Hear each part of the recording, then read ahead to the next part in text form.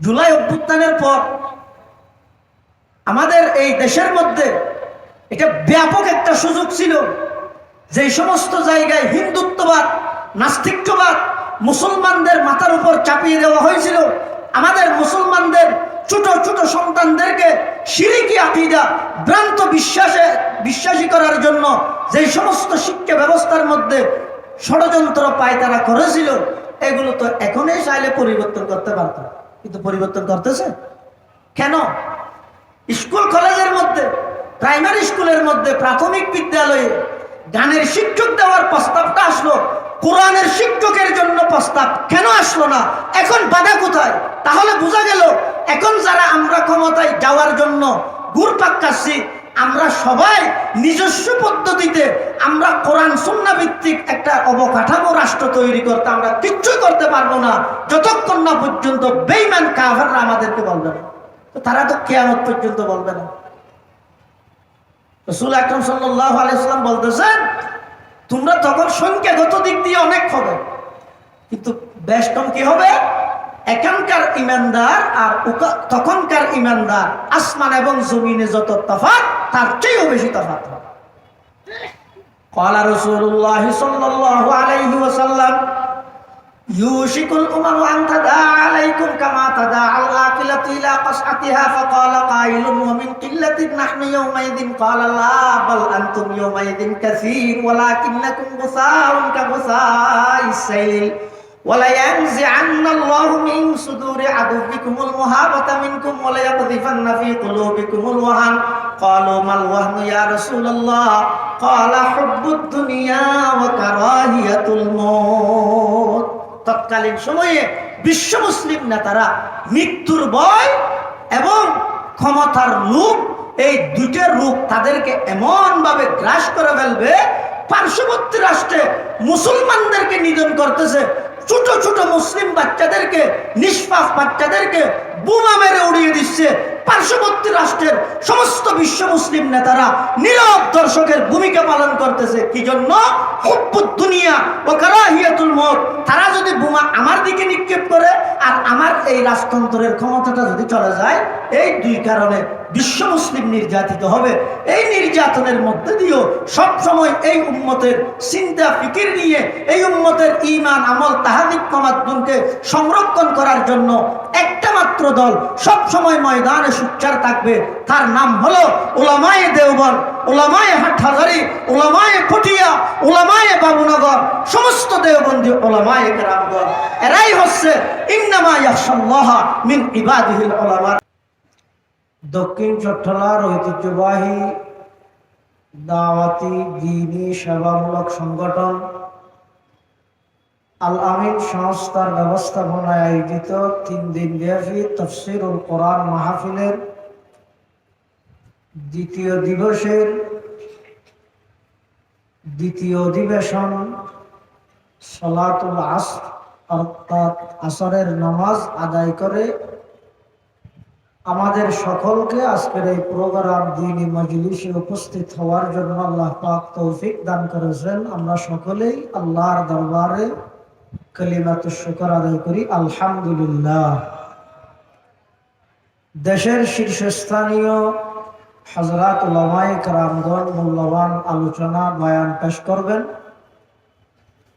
আমরাও এখানে উপস্থিত হই বড়দের সহবত, বড়দের সান্নিধ্য অর্জন করার জন্য, বয়ান করার জন্য নয়। এরপরেও বড়দের পক্ষ থেকে আমাকে নির্দেশ দেওয়া হয়েছে, সেজন্য আমি আল আমরু ফাওকাল আদব হিসেবে নির্দেশ পালনার্থে অল্প সময়ের জন্য আপনাদের সামনে উপস্থিত হয়েছে।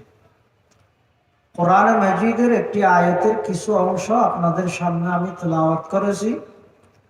বিশ্ব নবী রহমাতুল লিল আলামিন, শফিউল মুযনিবিন, আকায়ে নামদার, তাজদারে মদিনা, জিগরগোশায়ে আমেনা, সরওয়ারে কায়নাত, ফখরে মওজুদাত, ইমামুল আম্বিয়া ওয়াল মুরসালিন, সাইয়্যিদুল আউওয়ালিন ওয়াল আখিরিন, খাতামুন নবিয়্যিন, মুকমিলুত তাওহীদ, মাহাউল মিলাল, হযরত মুহাম্মদুর রাসূলুল্লাহ সাল্লাল্লাহু আলাইহি ওয়াসাল্লামের মহামূল্যবান বাণী হাদিসে মুবারাকাত থেকে ছোট্ট একটি হাদিস শরীফ আপনাদের সামনে তিলাওয়াত করেছে। তেলাওয়াতকৃত আয়াতের মধ্যে আল্লাহ পাক রব্বুল আলামিন ইরশাদ করেন, নিশ্চয় নিশ্চয় আমার বান্দাদের মধ্যে যারা আহলে হক উলামায়ে কেরাম, তারাই কেবলমাত্র আমি আল্লাহকে ভয় করে। আল্লাহ পাক কোরআনের এই অংশে বলতেছেন, ইরশাদ করতেছেন, আহলে হক উলামায়ে কেরামরাই যথাযথভাবে আল্লাহকে ভয় করে।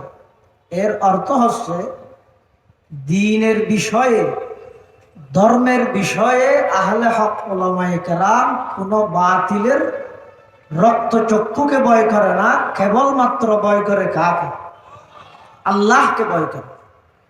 এই জন্য দ্বীনের উপর, ইসলামের উপর, মুসলমানদের অস্তিত্বের উপর, খিলাফতে ইসলামিয়ার উপর, কোরআনের উপর, আমাদের প্রাণের নবীর উপর যখনই বেঈমান কাফির মুশরিক, যখনই নাস্তিক মুরতাদারা এই সমস্ত ইসলামের বিষয় নিয়ে কটূক্তি করেছে, আমাদের দেওবন্দি কওমি মাদ্রাসার অস্তিত্ব নিয়ে যারা ষড়যন্ত্র করেছে, ঠিক তখনই আমাদের হক্কানি উলামায়ে কেরাম, আহলে হক উলামায়ে কেরাম বাঘের মতো মাঠে এসে গর্জন দিয়ে বলিষ্ঠ কণ্ঠে সমস্ত বাতিল শক্তিকে, সমস্ত নাস্তিক মুরতাদের চক্রান্তকে মুহূর্তের মধ্যে তাদেরকে পরাজিত করে হকের ঝান্ডা এই দেশের মধ্যে উত্তোলন করেছে। তার শুধুমাত্র আমি একটা উদাহরণ দেব। ভারতবর্ষে যখন ইংরেজরা ব্যবসার নাম দিয়ে আসছিল, তাদের আসল টার্গেট ছিল কিয়ামত পর্যন্ত মুসলমানকে নেতৃত্ব হারা করে আজীবন এই মুসলমানদেরকে ভারতের দাসত্ব এবং গোলামিতে লিপ্ত রাখা।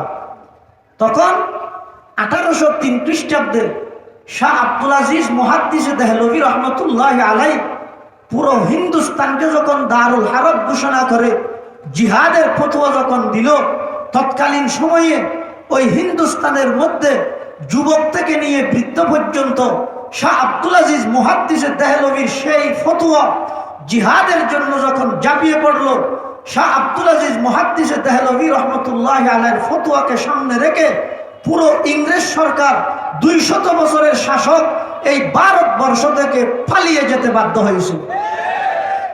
যারা আমাদেরকে বলে আমরা সার দেয়ালের ভিতরেই সবকিছু করি, এর বাইরে কিছু জানি না, কিছু করি না। আরে ভাই, সার দেয়ালের ভিতরে থেকে যদি 200 বছরের ব্রিটিশ এবং ইংরেজ সরকারকে পলায়ন করতে বাধ্য করতে পারে, তারা যখন চার দেয়ালের বাহিরে যাবে তখন কি অবস্থা হবে, পরিস্থিতি সামাল দেওয়া যাবে না। এজন্য আহলে হক উলামায়ে কেরাম যুগ যুগ ধরে সমস্ত বাতিলের মোকাবেলা করে আসছে। আল্লাহ পাক রব্বুল আলামিনের কোরআনে মাজিদের এই অংশে আল্লাহ নিজেই বলতেছেন, আমার বান্দাদের মধ্যে যারা আহলে হক উলামায়ে কেরাম, তারাই কেবলমাত্র আমাকে ভয় করে, কোন বাতিলের রক্তচক্ষুকে ভয় করে না। এই জন্য এই আয়াতের তাফসীরের মধ্যে মুফাসসিরিনে কেরামগণ লিখেছেন, বড় আলেমকে আমরা তো মনে করি বড় আলেম বলা হয় যিনি নাহবে মির হেদায়েতুন নাহু, কাফিয়া, শরহে জামি, মুসাল্লামুস সুবুত, সুল্লামুল উলুম, হামদাল্লাহ, যাবতীয় ফনের সমস্ত কিতাবাদি যিনি মুখস্থ পড়াতে জানে, ছাত্রদেরকে লম্বা তকরির করতে জানে, আমরা মনে করি এটাই বড় আলেম। আসলে না, বড় আলেম সিনার মাপকাঠি হচ্ছে আল্লাহর খৌফ ও খশিয়ত, খোদাভীতি। এই জন্য আয়াতের তাফসীরে হযরতে আব্দুল্লাহ ইবনে মাসউদ রাদিয়াল্লাহু আনহু বলতেছেন, বড় আলেমকে যিনি বেশি ওয়াজ করতে জানে উনি বড় আলেম না। বড় আলেম বলা হয় যার অন্তরের মধ্যে যত বেশি আল্লাহর ভয় থাকবে তিনিই তত বড় আলেম, তিনিই বড় আলেম। হাকিমুল উম্মত মুজাদ্দিদে মিল্লাত হযরত মাওলানা আশরাফ আলী থানভী রহমতুল্লাহ আলাইহি হিন্দুস্তানের যুগশ্রেষ্ঠ আলেম, হিন্দুস্তানের একজন বড় মাফের বুজুর্গ, যিনি তাজকিয়ায়ে নফস, আত্মশুদ্ধির মাধ্যমে পুরো ভারতবর্ষে সমস্ত কুসংস্কার, রুসুমাত, বিদআত, সমস্ত ভ্রান্ত মতবাদকে ধূলিসাৎ করে, সমস্ত ভ্রান্ত মতবাদকে বিলুপ্ত করে সহিহ সুন্নাহর তালিম শিক্ষা যিনি বিস্তার লাভ করেছেন তাদের মধ্যে অন্যতম হচ্ছেন হাকিমুল উম্মত মাওলানা আশরাফ আলী থানভী রহমতুল্লাহ আলাইহি। উনি এক সময় রেলের মাধ্যমে সফর করতেছেন। আমাদের এখানে রেল নাই, রেলের মাধ্যমে উনি এক জায়গায় সফরে যাচ্ছেন। উনার হাতে ছিল একটা আখের বোঝা। আখ চিনেন? কুশই বলে আর কি, আমাদের চট্টগ্রামের ভাষা কি বলে? কুশই। একটা আখের বোঝা ছিল থানভী রহমতুল্লাহ আলাইহির হাতে। তখন ওই স্টেশনে টিটি যিনি আছেন, চেকার যিনি টিকিট চেক করে, উনি থানভী রহমতুল্লাহ আলাইহিকে এসে বলতেছেন, হযরত আমি আপনার ভক্ত। আসলে থানভী রহমতুল্লাহ বলতেছেন, আপনি আমার ভক্ত, তা আমি কি করব? উনি বলতেছেন যে না, আমি যেহেতু আপনার ভক্ত সেজন্য এখানে যে আপনার কাছে আপনার আখের বোঝা আছে এটার বাড়া দেওয়া লাগবে না। তৎকালীন সরকারিভাবে নিয়ম হলো মানুষের যেভাবে রেলের ভাড়া দিতে হয়, টিকিট নিতে হয়, যদি প্রয়োজনের চেয়েও বেশি যদি কি থাকে তার সাথে সামান থাকে তখন ওই সামানের ভাড়াও দিতে হয়। থানভী রহমতুল্লাহ আলাইহিকে ওই ম্যানেজার বলতেছে, আমি যেহেতু আপনার ভক্ত সুতরাং আপনাকে এই জিনিসের ভাড়া দিতে হবে না। তখন থানভী রহমতুল্লাহ কত বড় আলেম, আল্লাহর ভয় অন্তরের মধ্যে কিভাবে সে লালন করে দেখেন। থানভী রহমতুল্লাহ ম্যানেজারকে বলতেছে, ভাই আমি তো এর পরের স্টেশনে যাব, তুমি আমার থেকে ভাড়া নিলে না, ভালো কথা, তো এর পরের স্টেশনে যিনি থাকবে চেকার উনি তো আমার কাছ থেকে কি নিবে? ভাড়া নিবে। তখন ওই ম্যানেজার বলতেছে, হযরত আমি তাকে ফোন করে বলে দেব যেন আপনার থেকে ভাড়া না নেয়। থানভী রহমতুল্লাহ বলতেছেন, আমি তো এরপরে আরেকটা স্টেশন আছে যে ওই স্টেশনে যাব। তো ওই ম্যানেজার বলতেছে, আমি তাকে ফোন করে বলে দেব এর পরের স্টেশনে যিনি চেকার থাকবে, ম্যানেজার থাকবে, তাকে যেন ফোন করে বলে দে আপনার থেকে ভাড়া না নিতে। থানভী রহমতুল্লাহ বলতেছেন, আমি তো এরপরে আরেকটা স্টেশন আছে ওখানে যাব। উনি বলতেছে এরপরে তার স্টেশন নাই, দ্বিতীয় স্টেশনে গিয়ে রেল বন্ধ হয়ে যাবে, ওখানে আর যাবে না, ওখানে আর যাওয়ার জায়গা নেই, রাস্তা নাই, ওইটাই আমাদের শেষ স্টেশন। হাকিমুল উম্মত আশরাফ আলী থানভী রহমতুল্লাহ বলতেছেন, হে ভাই তুমি স্টেশন মনে করো শুধু রেলের স্টেশনকে, আমি এরপরে আরো একটা স্টেশনে যাব, এটা রেলওয়ে স্টেশন নয়, এটা হচ্ছে আমার পরকালের প্রথম স্টেশন খবর। তুমি কি ওখানে ফোন করতে পারবে? ওই ব্যক্তি একেবারে চুপ হয়ে গেল। ওখানে ফোন করতে পারবে? উনি বলতেছে, হযরত ফেরেশতারা কি মোবাইল ব্যবহার করে, আমি ফোন কিভাবে করব? তখন বলতেছে, তুমি এক্ষুনি আমার থেকে এই জিনিসের ভাড়া নিয়ে নাও। দেখলেন আল্লাহর ভয়, খোদা ভীতি, তাকওয়া কাকে বলে? আজকে আমরা যেভাবে ভারতকে ভয় করি, আমেরিকাকে ভয় করি, যেভাবে ইসরায়েলকে ভয় করি, সারা পৃথিবীর মধ্যে আপনি দেখেন 250 কোটির উপরে মুসলমান, 250 কোটির উপরে মুসলমান, মাত্র 80 লক্ষ ইহুদির হাতে এমন ভাবে জিম্মি হয়ে গেছি আমরা, এমন ভাবে আমরা তাদের হাতে বন্দী হয়ে গেছি। বিশ্ব মুসলিম নেতারা বাহ্যিক দৃষ্টিকোণ থেকে যদিও বা সেই ইসরায়েলের সন্ত্রাসী নেতানিয়াহুকে নিন্দা জানায়, গত জাতিসংঘের অধিবেশনে সে বলেছে বিশ্ব মুসলিম নেতারা আমাকে বাহ্যিক দৃষ্টিতে যদিও বা নিন্দা জানায়, ভিতরে ভিতরে আমাকে তারাও থ্যাংক ইউ দেয়। কারণ কি? এর কারণ হচ্ছে আমরা সকলেই ফুরসানুন নাহার হতে প্রস্তুত, রহবানুল লাইল হতে আমরা প্রস্তুত নয়। আমরা মাঠে ময়দানে আন্দোলন করতে প্রস্তুত, মিছিল দিতে বললে, আন্দোলন করতে বললে তখন আর কোনো মুরব্বীর দিক নির্দেশনা আমাদের লাগে না, কোনো মুরব্বীকে মানা, কোনো উস্তাদের কথা মানা আমাদের জেহেন, আমাদের মানসিকতার মধ্যে সেগুলো থাকে না। মিছিল করতে বললেই রাস্তায় নেমে মিছিল করি, আন্দোলন করতে বললেই আমার আন্দোলনটা কার পক্ষে যাচ্ছে, কার বিপক্ষে যাচ্ছে। আমি 1866 খ্রিস্টাব্দে প্রতিষ্ঠিত হুজ্জতুল ইসলাম কাসেম নানতবী রহমতুল্লাহ আলাইহি এই ফুটন্ত ইখলাসপূর্ণ বাগানের মধ্যে আমি জ্ঞান অন্বেষণ করে, আমি যাদের কাছ থেকে এলম অন্বেষণ করতেছি, যাদের কাছ থেকে বুখারী শরীফের দর্স আমি ফাতিহা হাসিল করতেছি, মুসলিম শরীফ পড়তেছি, তিরমিজি শরীফ পড়তেছি, আবু দাউদ শরীফ পড়তেছি, একেবারে নুরানি কায়দা থেকে নিয়ে বুখারী শরীফ পর্যন্ত যে সমস্ত মহামনীষীর কাছে সামনে দুই জানু হয়ে বসে যাদের কাছ থেকে আমি শিখলাম, আবার সামান্য একটা বিষয়ে তাদের বিরুদ্ধে লেখালেখি করতো, আমার হাত কাঁপে না। কেন? আমরা ফুরসানুন নাহার আন্দোলন করতে খুব বেশি আগ্রহী, কিন্তু সেই আন্দোলন চূড়ান্ত পর্যায়ে সফল হওয়ার জন্য আন্দোলনের আগে রাত্রে নির্জনে আল্লাহর দরবারে কান্নাকাটি করে আধ্যাত্মিক শক্তি অর্জন করতে হবে। তখন দেখা যাবে হাটহাজারী কলেজ মাঠ থেকে যখন নারায়ে তাকবীরের আওয়াজ শুরু হবে, আমেরিকা নয়, রাশিয়া নয়, সারা পৃথিবীর সমস্ত বেঈমানদের অন্তরে কম্পন সৃষ্টি হয়ে যাবে। কিন্তু আমরা রাত্রিকালীন রাত্রি যাপন করে নির্জনে আল্লাহর কাছে কান্নাকাটি করে আধ্যাত্মিকভাবে শক্তি অর্জন করা একেবারে ভুলে গেছি। আমরা মিছিল করতে বললে নবীর আগমনের মিছিলটাও আমরা করি দিনের 9টায় ঘুম থেকে উঠে ক্লিন শেভ করে। নবীর আগমনের মিছিল বলতেছে। কোথায় গেল আমার রাত্রিকালীন ইবাদত?